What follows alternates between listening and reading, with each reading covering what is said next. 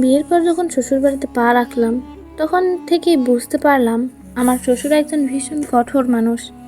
তার কঠোরতা কেবল তার কথাতেই সীমাবদ্ধ ছিল না, বরং তার আচরণ, দৃষ্টিভঙ্গি সব কিছুতে একটা শাসনের ছাপ স্পষ্ট ছিল। আমার স্বামী বেশ উদার ও আন্তরিক প্রকৃতির হলেও শ্বশুরের এই কঠোরতার কারণে আমাদের সংসারে প্রতিনিয়ত একটা ছাপ অনুভব করতাম।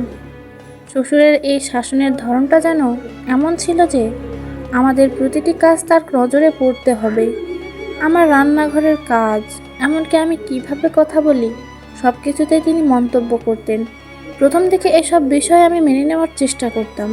ভেবেছিলাম হয়তো তিনি আমাদের ভালোর জন্যই এমন করেন। কিন্তু ধীরে ধীরে তার নাক গলানো বাড়তে থাকলো এবং সেটি আমাদের ব্যক্তিগত বিষয়ে প্রভাব ফেলতে শুরু করলো। আমার শ্বশুর প্রায়ই আমাদের সিদ্ধান্ত নিয়ে প্রশ্ন তুলতেন। কোনো নতুন কিছু কিনতে হলে তার অনুমতি নিতে হতো।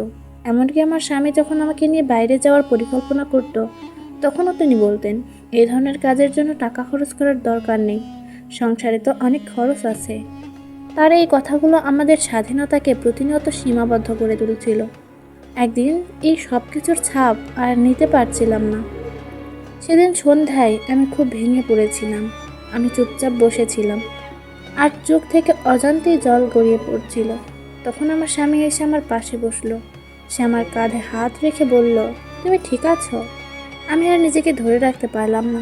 কান্নারত কণ্ঠে বললাম, আমি আর পারছি না। তোমার বাবার এই কঠোরতা আর নাক গলানো আমাকে দমিয়ে ফেলছে।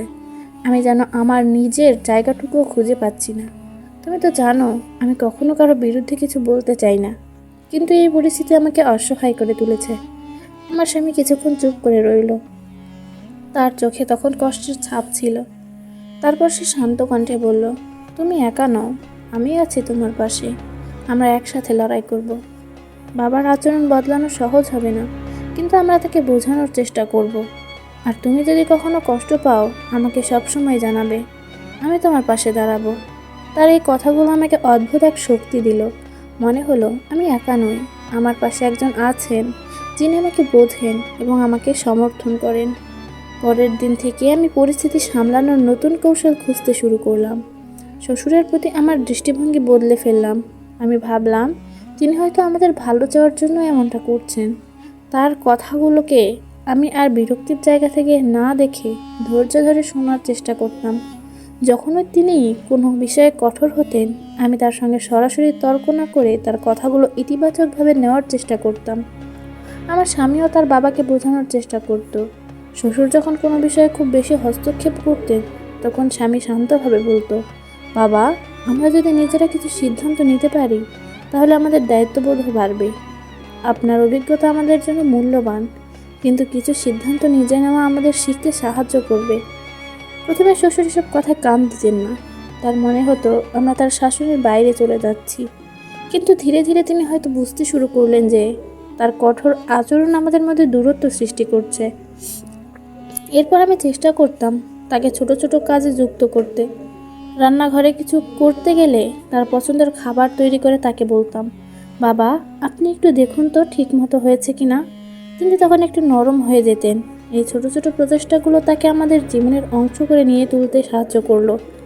তবে এর মানে এই নয় যে সব কিছু একদিনে বদলে গিয়েছিল। শ্বশুরের এই কঠোরতা আমাদের জীবনে একটা গভীর ছাপ ফেলেছিল, কিন্তু আমি এবং আমার স্বামী একসঙ্গে মিলে এই ছাপ সামাল দেওয়ার চেষ্টা করেছি। তার ভালোবাসা আর সমর্থন আমাকে সব সময় শক্তি জুগিয়েছে। আজ আমি যখন পেছনে ফিরে তাকাই, তখন বুঝি যে শ্বশুরবাড়ির এই কঠোরতা আমাকে আরও শক্তিশালী করেছে। আমি ধৈর্য আর ইতিবাচক মনোভাব দিয়ে শিখেছি কিভাবে সম্পর্কগুলো সামলাতে হয়। আমার স্বামী যদি সেই দিন পাশে না দাঁড়াতো, তাহলে হয়তো আমি এতটা সাহস সঞ্চয় করতে পারতাম না। আমার গল্পটা হয়তো অনেকের জীবনের সঙ্গেই মিলে যায়। তবে আমি বিশ্বাস করি প্রত্যেক মেয়ের জীবনে এমন একজন থাকা উচিত যিনি তার পাশে দাঁড়াবেন, তাকে বোঝাবেন যে সে একা নয়। শ্বশুরের কঠোরতা আমার জীবনের একটা অধ্যায় হলেও স্বামীর আশ্রয় আর ভালোবাসা এই অধ্যায়কে সুন্দর ও শিক্ষণীয় করে তুলেছে।